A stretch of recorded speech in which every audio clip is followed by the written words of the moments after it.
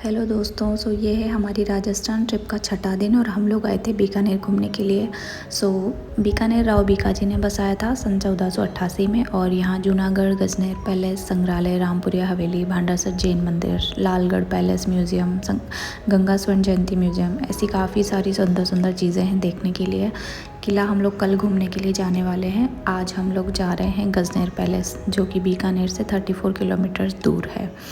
और क्योंकि गर्मी का टाइम है, रोड पे काफ़ी सारे भूखे प्यासे जानवर घूमते रहते हैं, तो इस चीज़ का ध्यान रखें कि आप भी जब बाहर जाएं तो आई रिपीट अपने साथ थोड़ा सा खाना और पानी लेकर जाएं ताकि इन लोगों को दे सके रास्ते में।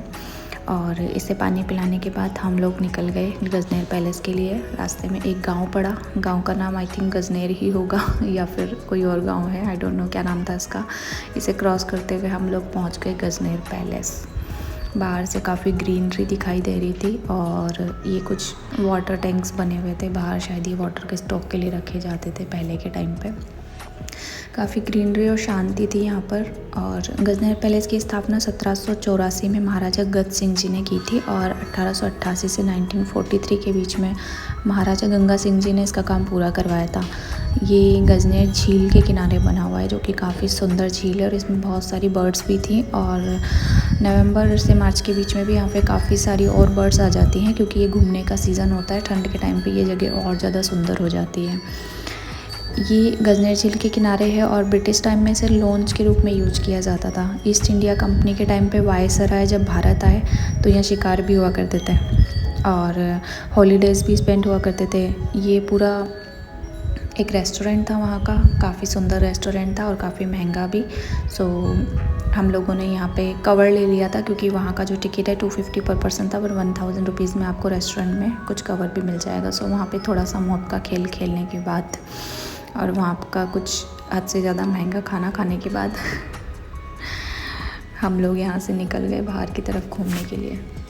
उससे पहले हम लोग बिल का वेट कर रहे थे, जब तक बिल आता तो परंपराओं के हिसाब से हम लोगों ने हमारे कुछ फ़ोटोज़ वहाँ पे क्लिक कर लिए। जो पीछे आप हिरन देख रहे हैं ये ओरिजिनल था और यहाँ पे काफ़ी सारी ब्रिटिश टाइम की पुरानी चीज़ें लगी हुई है। जो थीम है वो भी ब्रिटिश थीम है रेस्टोरेंट की। यहाँ से खाना खाने के बाद हम लोग आ गए बाहर गार्डन में घूमने के लिए। काफ़ी बड़ा एरिया है ये, 6000 एकड़ में फैला हुआ है और इसमें जैन, राजस्थानी और मुग़ल वास्तुकला का मिश्रण है। काफ़ी अलग अलग तरीके से झरोके बने हुए, लाल बलुआ पत्थर से ये बना हुआ है और इसमें काफ़ी सारी मूर्तियाँ और झरोके बने हुए हैं।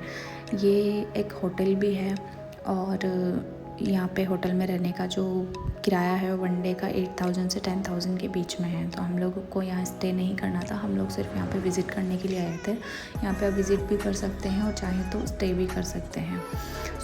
थोड़ी देर यहाँ के गार्डन में घूमने के बाद, झील के पास वॉक करने के बाद हम लोगों ने काफ़ी सारी फ़ोटोज़ क्लिक की। यहाँ बहुत सारी ग्रीनरी थी और रेस्टोरेंट के पीछे एक जगह भी थी जहाँ पे बहुत सारे बर्ड्स के नाम लिखे हुए थे। शायद जब पुराने टाइम पे यहाँ पे शिकार किया जाता था, बर्ड्स को मारा जाता था, तो वहाँ पे उन्हें रखा जाता था। जो चीज़ें अब बंद हो चुकी हैं, ये अब नहीं होती हैं।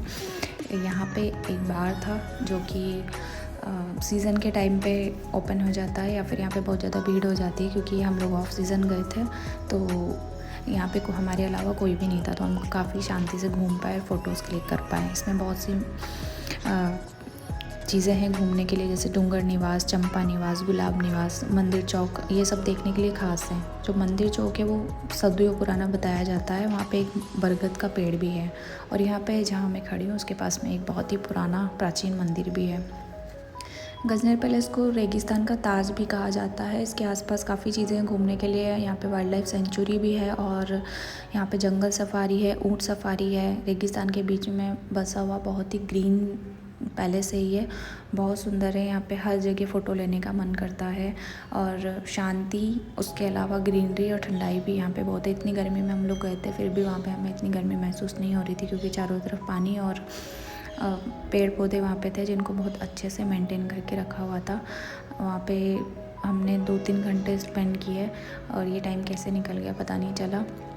अभी तक हम लोग जहाँ भी घूम के आए थे, ये सबसे प्यारी जगह थी जहाँ पे हम लोगों ने सबसे ज़्यादा टाइम स्पेंड किया था, क्योंकि यहाँ पे ठंडाई थी, ग्रीनरी थी। वहाँ पे बाहर पार्किंग की बहुत ही अच्छी फैसिलिटी अवेलेबल है और बहुत अलग अलग तरीके के पेड़ हैं जो कि काफ़ी पुराने और प्राचीन हैं।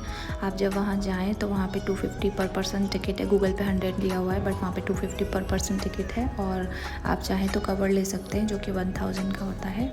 उसमें आपको रेस्टोरेंट में खाना भी मिलेगा जो 1000 रुपीज़ वो लोग उसमें से कट कर लेते हैं। सो हम लोग यहाँ से अब निकल गए हैं करणी माता के लिए। बीकानेर आए तो करणी माता जाना बिल्कुल भी ना भूलें, वो सबसे ज़्यादा ज़रूरी है।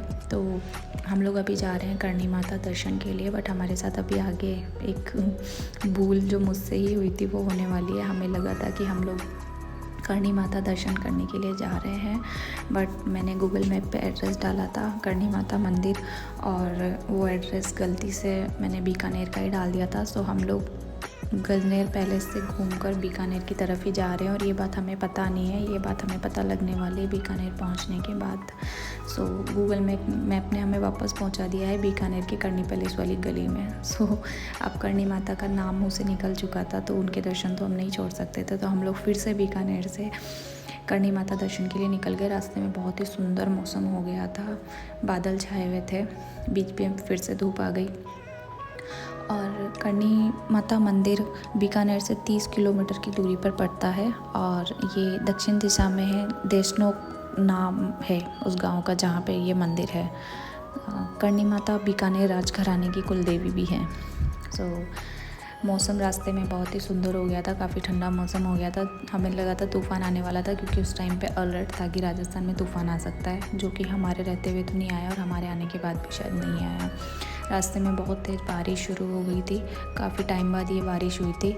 तो फाइनली हम लोग करणी माता मंदिर के बैक साइड वाले गेट पे पहुंच गए हैं। और करणी माता का जो जन्म है वो चारण क्षत्रिय कुल में हुआ था। वहाँ के लोग उन्हें जगदम्बा का अवतार भी मानते हैं। और करणी माता को दाढ़ वाली डोकरी या दाढ़ वाली डोकरी के नाम से भी जाना जाता है। इन्हें बीकानेर और जोधपुर के शाही परिवारों की मुख्य देवी भी मानते हैं। माता जब जीवित थी तो कहते हैं कि अपने पूरे जीवन काल में उनकी बहुत पूजा हुई, उनके जीवित रहते भी। और बीकानेर और मेहरानगढ़ किले जो हैं उनकी आधारशिला भी करणी माता ने ही रखी थी। शायद इसीलिए अभी भी इतने सुरक्षित है वो। इस मंदिर को महाराजा गंगा सिंह जी ने बनवाया था 20वीं शताब्दी में। हम लोग जब पहुँचे तो वहाँ आरती स्टार्ट हो गई थी। और ये बात मुझे बहुत अच्छी लगी कि अभी तक हम लोग जिन भी मंदिरों में घूमने के लिए गए हैं, चाहे सांवलिया सेठ जी हो, ओम बनासा हो, सब जगह पे हम लोग फिक्स आरती के टाइम पे ही पहुँचे थे। और यहाँ भी हम लोग शाम को 4 बजे की आरती के टाइम पे ही पहुँचे थे। 4 या 5 का टाइम हो रहा था। यहाँ बहुत सारे चूहे हैं। और करणी माता 151 साल जीवित रही थी। फिर 23 मार्च सन 1538 में वो जब ज्योतिर्लिंग हुई तो उनके भक्तों ने उनकी मूर्ति की स्थापना की और उनकी पूजा करना शुरू कर दिया। इन्हें चूहों वाली माता के नाम से भी जानते हैं। यहाँ हजारों चूहे हैं जो लोगों के बीच में नॉर्मली घूमते रहते हैं और किसी को काटते नहीं हैं। इनसे ज़्यादा लोगों को डर भी नहीं लगता। इनके झूठे प्रसाद भी लोग लेके जाते हैं, लेकिन इनसे किसी को कोई बीमारी नहीं हुई आज तक। और यहाँ पे काफ़ी जो बच्चे हैं वो डर भी जाते हैं। हर जगह जहाँ भी आप देखेंगे आपको सिर्फ चूहे ही चूहे दिखेंगे।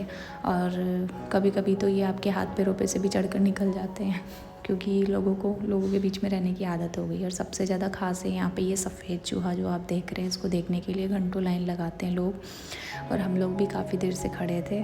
और फाइनली हमें सफ़ेद चूहे के दर्शन हो गए, जो कि मैं आपको भी करवा रही हूँ।